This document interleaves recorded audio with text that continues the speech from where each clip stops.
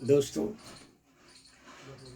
अभी हाल ही में एक शादी हुई जिसमें बड़े बड़े कलाकार आए बम्बई से और बाहर से, विदेशों से भी आए और वहाँ पे नाच गाना हुआ। बड़े शर्म का मुझे कुछ एहसास भी हुआ उसमें। तो उसी पे ये कविता लिखी है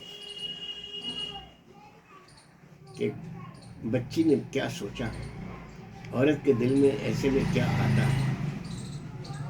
बात गहरी है, लेकिन समाज को रोकना होगा। तो क्या कहता है कवि? कोख से बची हूं मैं, कोख से बची हूं मैं, संघर्ष में अकेली हूं। क्या कहते हैं कवि? कोख से बची हूं मैं, संघर्ष में अकेली हूं, और किसी के लिए सहेली हूं और किसी के लिए पहेली हूं। किसी के लिए सहेली हूं और किसी के लिए पहेली हूं। और क्या सोचती है वो लड़की? कई बार सोचती हूँ, कई बार सोचती हूँ दुनिया में क्यों आई हूँ। कई बार सोचती हूँ दुनिया में क्यों आई हूँ। अरे 2 घर दिए हैं मुझको, एक मैका एक ससुराल। 2 घर दिए हैं मुझको और दोनों में पराई हूँ। 2 घर दिए हैं मुझको और दोनों में पराई हूँ। आगे अपनी इम्पोर्टेंस दिखाती है वो। मेरा कोई घर नहीं, मेरा कोई घर नहीं, पर मेरे बिना कोई घर नहीं होता। मेरा कोई घर नहीं, पर मेरे बिना कोई घर नहीं होता। और सृष्टि का नव निर्माण मेरे बिना नहीं होता। सृष्टि का नव निर्माण मेरे बिना नहीं होता। और पेट में लात तो पैदा करने से पहले खाती हूँ। पेट में लात तो पैदा करने से पहले खाती हूँ, और पीठ पर लात खाने का दर्द इसलिए नहीं होता।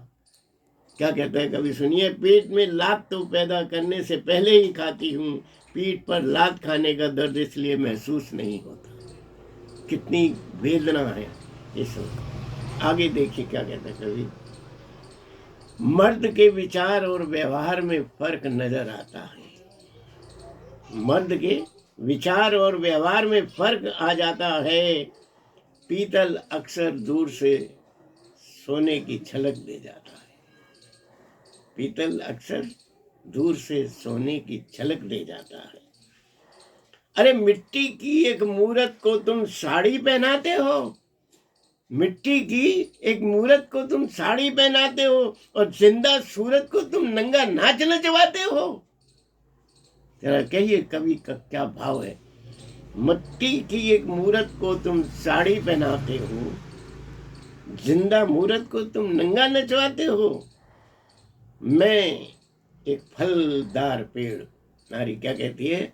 मैं एक फलदार पेड़, पत्थर मारो तो भी फल गिराती हूँ।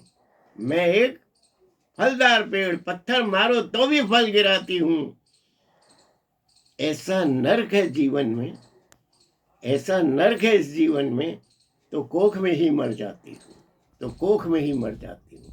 कोख से बची हूँ मैं, संघर्ष में अकेली हूँ, किसी के लिए सहेली हूँ तो किसी के लिए पहेली हूँ। धन्यवाद।